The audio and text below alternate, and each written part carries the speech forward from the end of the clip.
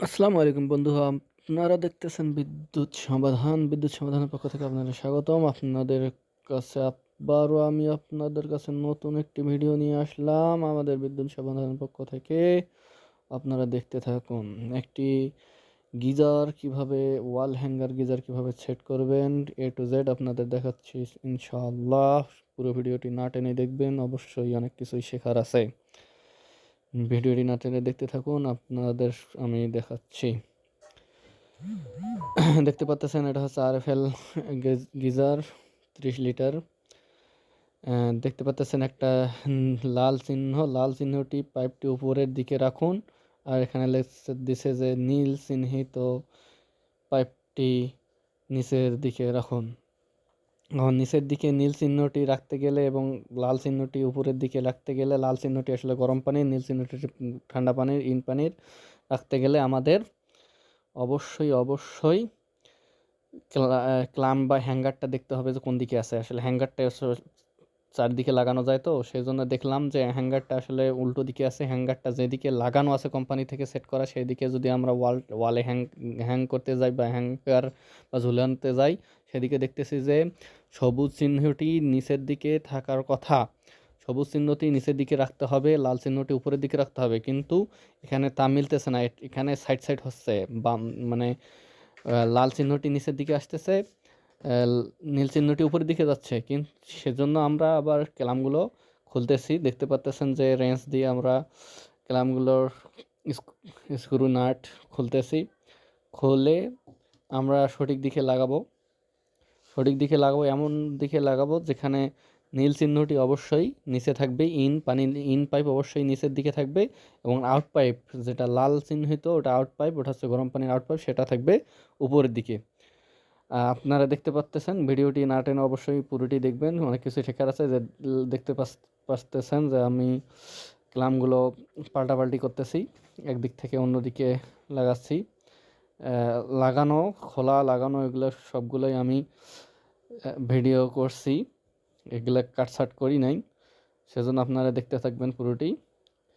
তারপর দেখতে পাচ্তেছেন লাগানো হয়ে গেছে। লাগানোর পর এখন যে সাইডে লাগানো ছিল আগে, সেই সাইডের ফুটোগুলোতে আমি হুকগুলো লাগিয়ে দিচ্ছি। হুকগুলো লাগিয়ে দিলে বাইরে থেকে কোনো পানি ছিটা টিটা ভিতরে ঢুকবে না। হুকগুলো লাগানো হয়ে গেলে আমরা এখন কি করব, যেখানে আমরা হ্যাং করব বা ঝুলাবো, সেখানে আমরা মাপ নেব। মাপ নিয়ে ড্রিল করে ফুটা করে 2টা রয়্যাল বোল্ট দেওয়া থাকে, সেই রয়্যাল বোল্টে ঝুলিয়ে রাখবো। আসলে একটা ক্লাম আমি লাগাইছিলাম, আর একটা লাগানো দেখাচ্ছি। দেখেন, লাগানো হয়ে গেলে আমরা ঝুলানোর পদ্ধতিটা দেখাচ্ছি। আমরা উপরে তুলে একবার দাগ দিয়ে নিছি, হ্যাঙ্গারের উপরে ফুটাতে আমরা মার্কার দিয়ে ফুটা দিয়ে ধরে দাগ দিয়ে নিছি। ওই সময়টা ভিডিও করার লোক ছিল না, কারণ একজনকে তুলে দিতে হয়েছিল, ভিডিও যে করছিল সে তুলে দিয়েছিল, সেজন্য করা হয়নি। 2টা ফুটা দিতেছি, দেখতে পাচ্তেছেন, ড্রিল দিয়ে ফুটে দিয়ে এই যে রয়্যাল বোল্টগুলো দিয়ে ভালো করে সুন্দরভাবে টাইট দিয়ে নেবেন, কারণ 30 লিটার পানি থাকবে, আবার গিজারটার ওজন যেন ধরে রাখতে পারে, সেভাবেই সেই সিস্টেম করেই লাগিয়ে নেবেন সুন্দর করে। লাগানো হয়ে গেলে তারপর কানেকশনগুলো সবগুলো এক এক দিতে হবে, ইন পানি, আউট পানি, কারেন্টের সংযোগ সবগুলো আপনাদের দেখাচ্ছি ইনশাল্লাহ। আপনারা পুরো ভিডিওটি না টেনে অবশ্যই দেখবেন, অনেক কিছুই শিখতে পারবেন ইনশাল্লাহ। আপনাদের কাছে এত কষ্ট করে আমরা ভিডিও দেই, সব ভিডিও অবশ্যই আপনারা দেখার জন্য অবশ্যই চ্যানেলে সাবস্ক্রাইব করে রাখবেন। আপনাদের কাছে অনুরোধ, আমার চ্যানেলে সাবস্ক্রাইব করবেন। দেখতে পাচ্ছেন ইনলাইন করার জন্য আমাদের এখানে আগে থেকে ওয়ারিং করা ছিল, কনসিল সেট। সেখানে দেখতে পাচ্ছেন আমি নিপুল দিয়ে 1/2 ইঞ্চি নিপুল, 1/2 ইঞ্চি বল ভাল্ব দিয়ে 1/2 ইঞ্চি আবার নিপুল শেষে দিছি, যেন লিঙ্ক পাইপটি সহজে লাগানো যায়। লিঙ্ক পাইপ 1/2 ইঞ্চিতে লাগে তো।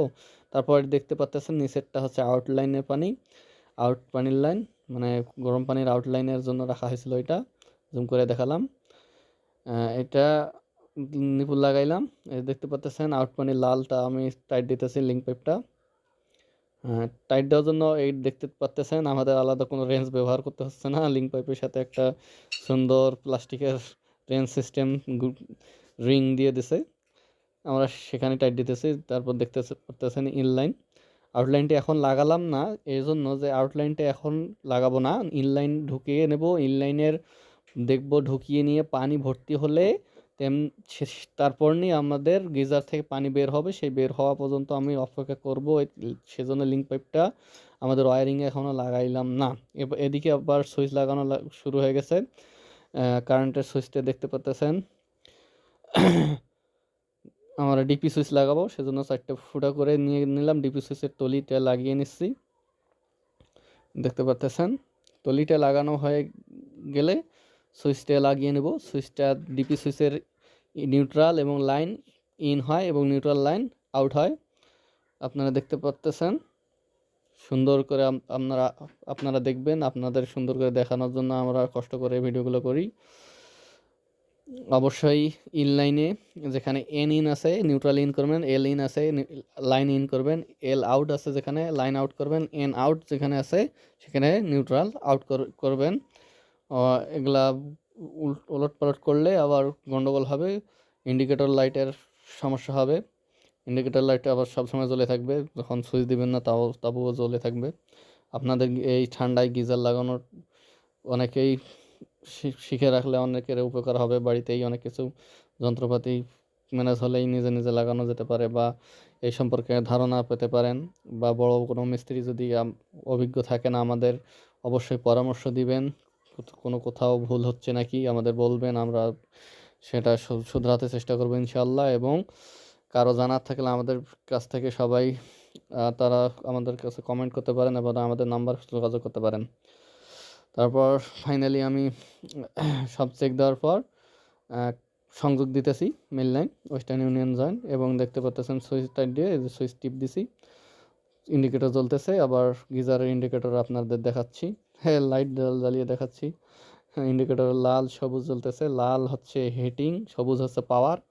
সবুজ জ্বলা মানে স্টার্ট হয়ে যাওয়া, আর লাল জ্বালা মানে গরম হইতেছে।